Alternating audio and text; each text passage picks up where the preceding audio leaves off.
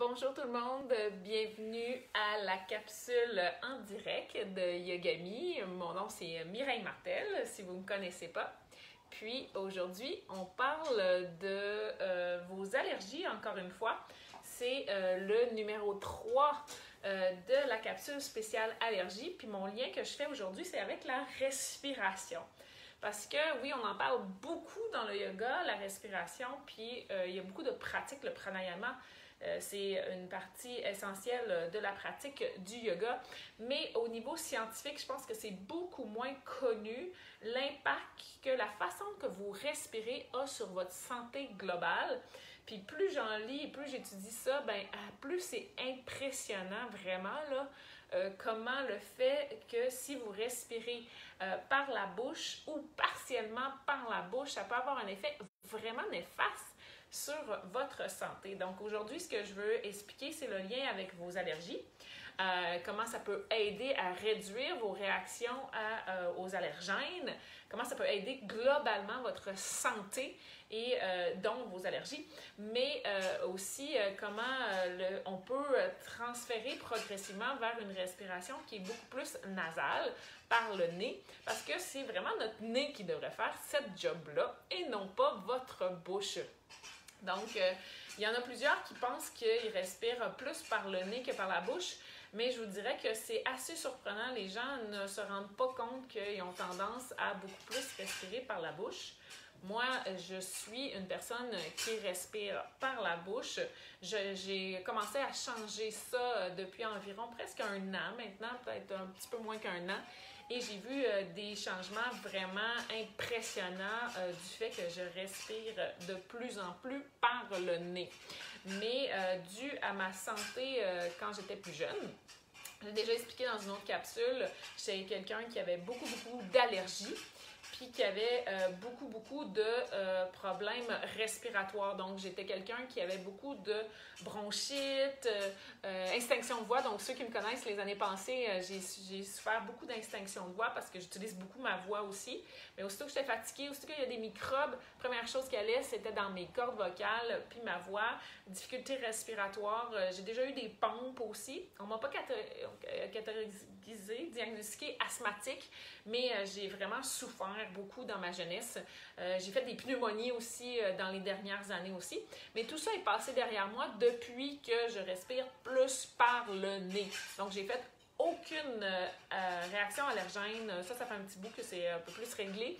Mais pas de pneumonie cette année. Pas d'extinction de voix non plus. J'ai fait une mini grippe, un petit peu de toussage, rien du tout. Tout le reste de l'hiver, je n'ai rien eu. Donc, normalement, je me tape ça aux automnes, tout le temps.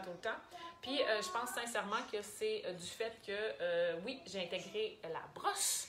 La brosse, ça était dans la capsule précédente. Donc, vous voulez écouter la capsule 2 et la capsule 1 pour en savoir plus là-dessus. Mais aussi que j'ai changé mes habitudes de vie, de respiration. Et non plus par la bouche, mais par le nez. Puis, j'ai vu d'autres effets aussi débouler aussi. Salut Chantal! Salut! Ça me fait plaisir de te voir. Donc, je vais vous expliquer un petit peu plus ça, puis le truc que j'ai fait qui est super simple, que j'ai déjà expliqué récemment dans d'autres capsules, mais ça vous montre vraiment comment ça peut avoir plus d'impact. Donc, il y a environ 25 à 50% des gens qui respirent par la bouche. Des fois, c'est partiel, donc c'est pas à 100%, mais il y en a certains d'entre nous qui respirent vraiment très fréquemment. Vous remarquerez quand les gens écoutent la télé, quand ils sont à l'écoute de leur iPad ou vos enfants, ils ont peut-être la tendance à avoir la bouche ouverte, là. Ça, c'est un signe de respiration par la bouche quand ils sont subjugués par quelque chose. Et vous remarquerez aussi, si vous ronflez, c'est un signe que vous respirez par la bouche, garanti. Apnée du sommeil, grincement de dents et serrement de mâchoire, tout ça est relié par la respiration par la bouche aussi. Donc, ça se peut que ce ne soit pas toute la nuit, mais une partie de la nuit, votre corps transfère vers une respiration buccale. Si vous vous réveillez le matin avec la bouche sèche, si vous avez une mauvaise haleine fréquemment, les lèvres gercées aussi, ça va faire, parce que vous respirez par la bouche, ça va faire gercer vos lèvres. Donc, si vous avez tendance à faire ça aussi, ça va être quelque chose qui est un signe que vous respirez plus souvent par la bouche que vous pensez. C'est pas que c'est toujours néfaste, là. Il y a des moments dans la vie qu'il faut respirer par la bouche. Si vous avez une grosse grippe, ça se peut. Mais vous allez avoir moins de grippe parce que vous respirez par le nez. Donc, c'est comme un cercle vicieux, tout ça. Ça fait que si vous êtes plus enclin à respirer par la bouche, vous avez plus de chances d'attraper des microbes et donc de bloquer votre nez. Donc, plus vous apprenez à respirer par la bouche, plus ça s'entraîne à devenir plus par la bouche. Et vice-versa, si vous réapprenez à respirer par le nez, vous allez pouvoir graduellement transférer de plus en plus par le nez. Puis c'est ce que je me rends compte. J'essaie à des moments de m'observer, puis je vois que j'aurais tendance initialement à respirer plus par la bouche, puis maintenant j'ai plus la bouche fermée et je respire par le nez. Donc, allô Marilou, je vais juste voir... Oui, je vais t'aider je vais t'expliquer d'abord qu'est-ce que ça peut faire, puis après ça, moi, ce que je ferais, c'est d'éducation. Donc, je dirais carrément à ma fille l'impact que ça peut avoir sur quel que soit l'âge. Je pense qu'on sous-estime souvent les enfants. Moi, j'ai toujours parlé à ma fille des choses telles qu'elles étaient, du corps, de la santé, puis elle va comprendre ce qu'elle va comprendre, mais je vulgarise le plus possible, mais je lui dis que ça a un impact. Puis à chaque fois qu'elle écoute la télé et qu'elle a la bouche ouverte, je lui dis, puis ça réagit immédiatement. Donc ça, c'est la première affaire. Tu peux même jouer un jeu. Si elle écoute la télé et elle a la bouche, elle respire par la bouche, la télé se ferme, elle perd 5 minutes. C'est des choses qui peuvent aider à l'enfant à prendre plus conscience de ça. Mais sinon, de l'expliquer et de lui rendre compte qu'elle soit plus consciente d'elle-même, ça va l'aider beaucoup. Le truc que je vais vous montrer, c'est peut-être plus un truc quand la personne a un meilleur contrôle, donc peut-être un petit peu plus vieux que 6 ans, mais c'est peut-être quelque chose que tu peux intégrer plus tard dans ses habitudes aussi. Donc, 25 à 50% des gens respirent par la bouche, partiellement ou à temps plein. S'il y a des gens qui vous disent « Ah, moi, je respire par la bouche, puis je pense que je ne serai jamais capable parce que j'ai toujours le nez bouché », bien, le fait de respirer par la bouche, ça va faire que votre nez va boucher. Donc, ça crée des rhinitis. Donc, c'est une des raisons pourquoi vous avez toujours le nez bouché. Donc, le fait de réapprendre progressivement, d'abord, nettoyer votre nez. Donc, tous les petits sprays, moi j'appelle ça le petit dauphin, là, mais le petit jet nasal qui nettoie, ou ce qu'on appelle le Lota, c'est encore mieux, avec de l'eau qu'on peut renverser. Puis ça, c'est les premières choses que vous voulez faire. Vous voulez nettoyer vos voies nasales pour que vous ayez plus de facilité à respirer par le nez. Puis ensuite, le truc, ça ne sera pas trop long. Je veux juste vous dire aussi que vous respirez environ 30 livres d'oxygène par jour. Si vous respirez par la bouche, ce 30 livres d'oxygène-là va passer directement dans vos poumons. Il ne passera pas à travers un système de filtre, puis votre nez, là, c'est un super organe. J'ai écouté un podcast récemment, on sous-estime, et c'est sous-étudié comment le nez peut vous aider à vraiment mieux vivre. Okay? Donc, votre bouche, si vous respirez par la bouche, ça rentre directement dans vos poumons. Il n'y a pas de filtre. Donc, tout ce qui est poussière et allergène rentre direct. C'est une raison pourquoi votre système immunitaire réagit aussi rapidement.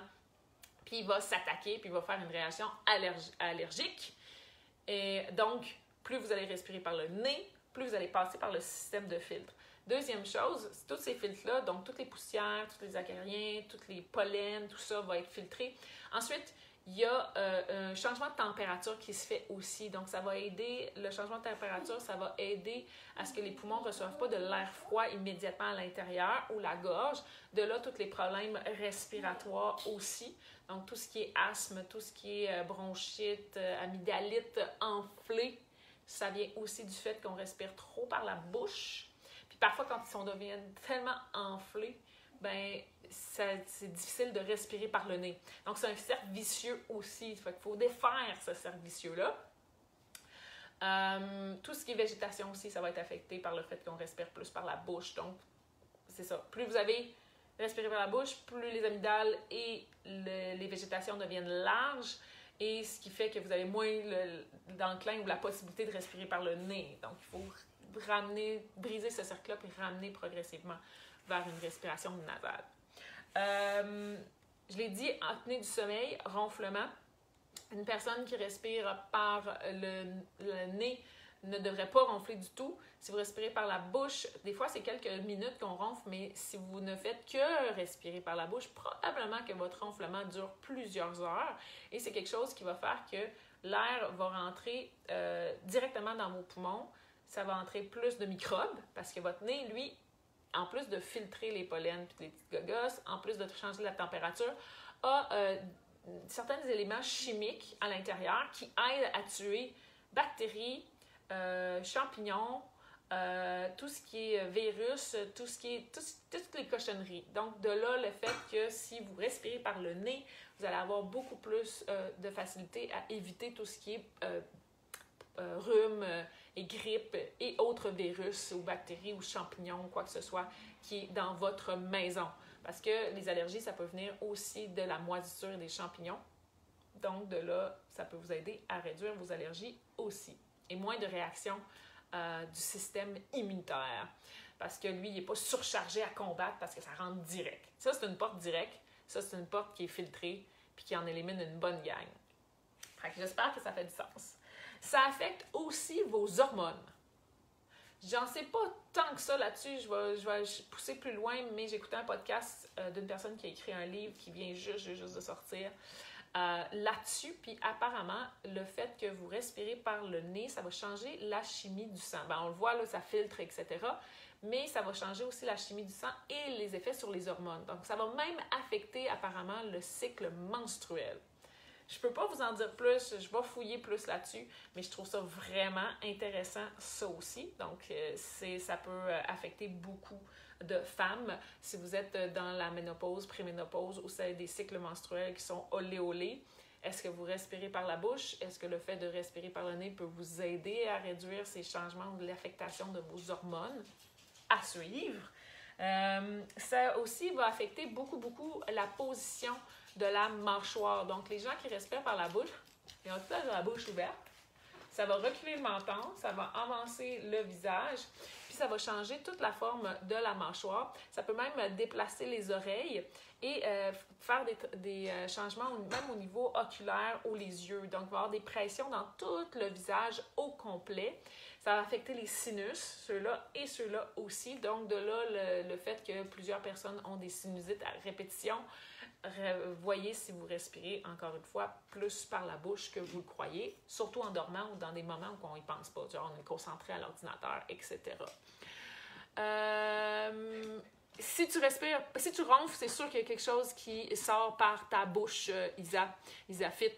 Donc, c'est sûr que tu respires en partie par la bouche, parce qu'il n'y a pas moyen de ronfler. Si ça ne sort pas, tu ne peux pas ronfler par le nez. Donc, c'est sûr que tu respires par la bouche à un certain moment pour que le ronflement se fasse. C'est juste pour répondre à Isa qui a mis un commentaire en dessous. Donc, tout ce qui est problème de mâchoire, tout ce qui est problème dentaire aussi à vérifier. Si vous avez les dents vraiment serrées ou si vos enfants respirent beaucoup par la bouche, ça va faire que votre mâchoire va changer de format, puis les dents vont avoir moins d'espace à grandir.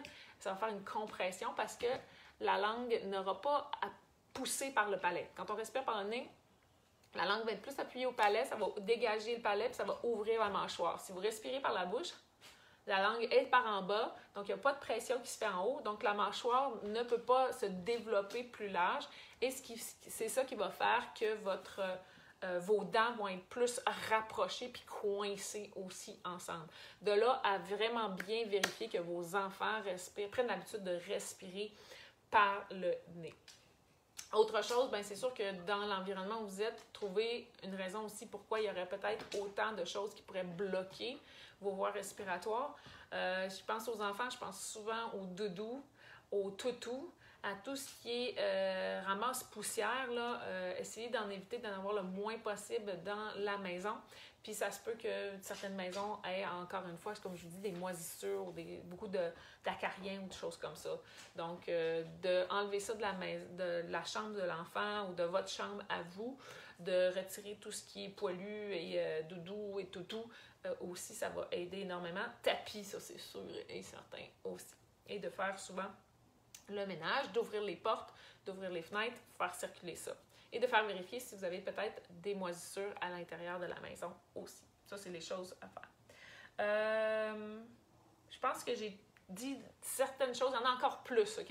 Une des choses que je trouvais super intéressante que la personne parlait, puis là, je vais pousser encore plus loin parce que là, j'ai pas autant d'informations, mais apparemment, votre nez a des tissus érectiles. Ouais! Il y a des tissus qui sont très apparemment connectés avec votre système sexuelle, votre région génitale. Puis il y a même des gens que lorsqu'ils sont stimulés en bas, vont avoir des effets dans le nez. Vous remarquerez peut-être ça plus tard dans votre vie. Mais le nez est l'organe le plus connecté avec vos organes sexuels, apparemment. Puis, pourquoi on a ces tissus érectiles-là? Bien, la plupart croient que c'est du fait que certains vont se contracter et d'autres se relâcher pour changer de quelle narine vous allez respirer.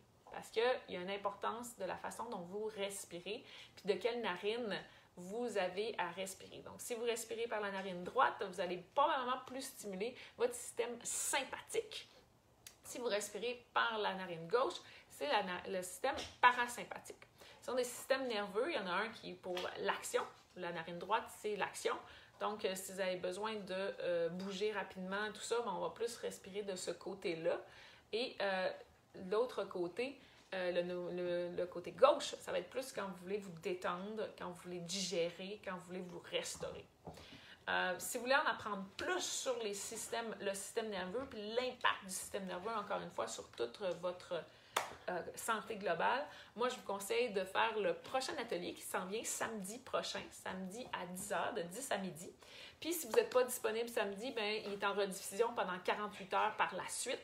Donc, vous pouvez l'acheter maintenant, puis l'écouter pendant les 48 heures qui suivent samedi à midi, ça finit. Donc, de 10 à midi, c'est le live.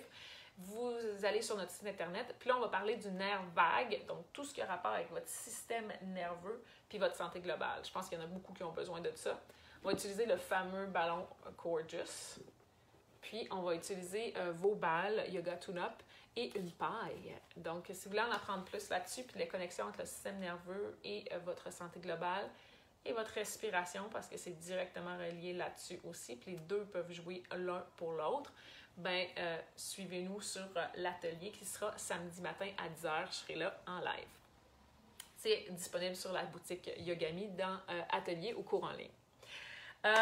Donc, qu'est-ce que je fais pour aider à apprendre à respirer par le nez plus que la bouche? En prendre conscience. C'est la première chose. Si vous en prenez plus conscience, puis vous le dites aux gens autour de vous, puis que les gens vous regardent, puis peut-être c'est un jeu familial, on demandait avec les enfants, vous pouvez faire la même chose. Vous watchez vos parents, les enfants watchent les parents watchent les enfants, puis vous faites un petit signe ou un petit mot secret peut-être même, comme ça en public, vous pouvez même rappeler à la personne que c'est un mot pour dire « ferme ta bouche, ouvre tes narines ». C'est peut-être quelque chose qui peut être amusant à faire en famille, surtout si c'est quelque chose qui est plus global. Puis, souvent, on prend nos habitudes, puis c'est des habitudes qui sont familiales aussi, parce qu'on vit avec ces gens-là aussi. Puis c'est l'environnement qu'on partage aussi. Fait que si l'environnement est assez, je vais mettre pollué, entre guillemets, ben c'est sûr qu'on va plus avoir tendance à respirer par la bouche parce que tout ça va être bloqué. Mais ça crée encore plus de blocage. Pour ce qui est plus, je vous dirais, adulte ou quelqu'un qui est capable de se réveiller puis de retirer le tape de la bouche, moi, je vous conseille le truc qui suit. Donc, le truc qui suit, c'est simplement de taper sa bouche. Puis là, c'est pas un gros duct tape. Donc, je peux encore respirer par la bouche, même si j'ai le tape sur ma bouche. C'est juste que ça me rappelle que je veux respirer par le nez. Donc, ce que j'utilise, c'est ce fameux tape... je vais le montrer à l'écran, de physio qu'on trouve, ou de kiné, c'est du kinésiotape, qu'on trouve en pharmacie 10-15$ là, environ. Puis c'est un rouleau, je le coupe en petites languettes comme ça. Si vous avez du tape médical, ça fonctionne aussi. Vous avez juste besoin d'un petit morceau, là. Ça, c'est à peu près la grandeur de deux timbres. OK? Un en dessous de l'autre, pour que je le mette sur ma bouche comme ça. D'accord? Donc, mes coins de lèvres sont encore libres. Puis, je le mets assez lousse, comme ça, même si j'ai le goût d'entrouvrir un petit peu les lèvres, puis j'ai besoin absolument de respirer par la bouche, parce que souvent, les gens, quand ils disent « me taper la bouche, je ne serais plus capable de respirer parce que mon nez est tout le temps bloqué », c'est une peur. Bien là, vous avez la capacité de respirer quand même par la bouche. Ça m'est arrivé parfois, là, si mon nez était vraiment bloqué, ben, je vais me nettoyer le nez avec le petit dauphin ou les sprays nasales, puis je suis mieux. Je vais masser aussi, puis je vais faire ma brosse. Faites votre brosse aussi, brosse lymphatique que j'ai parlé dans la capsule précédente. Ça aussi, ça aide à dégager tout ça. Donc, après avoir fait ça, ça prend pas beaucoup de temps. Je me tape avant de m'endormir. Puis, ça me permet de dormir la bouche fermée, ce que je n'avais pas fait pendant des années. Je ne me rappelle pas quand est-ce que j'ai dormi la bouche fermée, vraiment. Ce que j'avais, moi, le matin, c'était fatigue chronique. Je me levais, j'étais fatiguée. J'avais des lourdeurs au niveau des sinus. J'avais aussi la bouche vraiment sèche, puis mauvaise haleine, là, gommeuse, collante, la langue, etc. Puis oui, je commençais à avoir plus des lèvres sèches aussi. Fait que aussitôt que j'ai commencé à faire ça, dès le lendemain, j'avais beaucoup moins de lourdeur, beaucoup moins de fatigue, parce que lorsqu'on respire par le nez, l'oxygène est mieux divisé, mieux réparti, puis le corps est capable de mieux fonctionner, donc l'énergie puis la quantité d'oxygène au cerveau en passant, parce que là, ça va mettre une pression au cerveau si vous respirez par la bouche aussi. Il y a plus d'air qui va au préfrontal, donc il y a une meilleure activité cérébrale, donc vous avez un meilleur focus aussi. Donc ça affecte, comme je vous dis, beaucoup, beaucoup plus qu'on croit le fait de respirer par le nez plutôt que la bouche. Donc super simple, je colle ça là, puis je l'enlève le matin quand je me lève. C'est sûr que c'est pas super sexy, mais je me rends compte que même si des fois je l'oublie, je respire quand même plus par le nez que par la bouche. Progressivement, je réapprends à mon corps, puis ça va être de plus en plus facile. Mon nez n'a pas été bloqué depuis. J'ai eu aucun problème nasal de tout l'hiver, même si j'ai eu cette mini-grippe, c'est la seule grippe que j'ai eue, que je toussais plus. J'ai rien eu d'autre. Donc, pas de pneumonie, pas de problème respiratoire, pas de bronchite, pas d'extinction de voix. Et le nez libre et beaucoup plus d'énergie aussi. Donc ça, c'est un super petit truc. Ça coûte pas cher et ça prend pas beaucoup de temps. On tape ça le soir, on enlève ça le matin. Si votre enfant est à l'aise à le faire, moi, je vous dirais que c'est vraiment le meilleur moyen. Puis sinon, de se rappeler durant la journée aussi. Mais de nuit, c'est ça le contrôle parce qu'on dort. Mais vous allez voir que c'est assez surprenant comment le nez va se débloquer progressivement de plus en plus et que vous n'aurez pas l'impression que vous devez absolument respirer par la bouche parce que vous tapez. C'était mon super truc de la semaine. Je vais juste vous rappeler deux autres petites choses. On a le droit maintenant aux cours extérieurs. Donc, personne de Lévis et de Québec. Julie va donner des cours le jeudi soir sur la terrasse du Vieux-Lévis. Si vous ne connaissez pas cet endroit-là, si vous êtes de Québec, c'est super facile à prendre le traversier. Et ça fait une super soirée de sortir, de prendre le traversier, de monter juste les marches en haut et de se trouver sur la terrasse du Vieux-Lévis qui a une superbe vue sur le coucher du soleil avec le château Frontenac. Fait que vraiment, c'est un des meilleurs spots qu'il n'y a pas pour faire du yoga dehors. Ça commence le 18 juin. Vous pouvez vous inscrire. C'est une session de 8 semaines. Puis c'est avec Julie. Ça s'appelle Yoga FX. C'est notre yoga qu'on a créé maintenant. On a mixé du yoga tune-up, on a mixé du yoga ball, puis on a mixé toutes les autres affaires qu'on a appris ensemble. Donc la spécialité des pieds, on va faire des exercices. En plus, on est dehors du pied. On va en profiter. Puis maintenant, on a le droit d'avoir plus de personnes que 10. Donc, vous pouvez vous inscrire le plus tôt possible, pareil, parce que c'est sûr qu'on ne prendra pas 50, c'est un peu trop, mais on veut être sûr que vous gardez vos distances de 2 mètres, puis qu'on peut avoir du fun ensemble, puis que Julie peut vous donner plein d'attention. Donc, 18 juin, cours extérieur à partir de cette date-là. C'est un jeudi soir à 7h, de 7 à 8. Superbe pour le coucher de soleil sur le château Frontenac et d'être dehors. Ensuite, je voulais mentionner l'atelier sur le nerf vague qui est ce samedi matin à 10 à midi. Vraiment génial. Si vous n'avez pas fait ça, vous devez absolument connaître qu'est-ce que le nerf vague et comment ça affecte votre corps et votre santé. C'est incroyable. C'est comme la bouche, ça a plus d'impact que vous le croyez. Puis le dernier atelier de l'été, avant qu'on commence un petit peu plus la session d'été, c'est le 27 juin. On a un atelier sur les hanches et le psoas, les psoas. Donc, c'est un atelier en direct aussi. Vous pouvez vous inscrire, puis vous avez 48 heures de rediffusion. Sinon, il y en a un cours en ligne qui continue jusqu'à la fin juin. c'est les mardis soirs, Yoga Ball et Yoga Tune-Up. Puis, si ça vous intéresse d'en connaître plus sur le corps humain, ben il reste une place ou deux pour la formation de professeur Yoga Tune-Up qui est en juillet.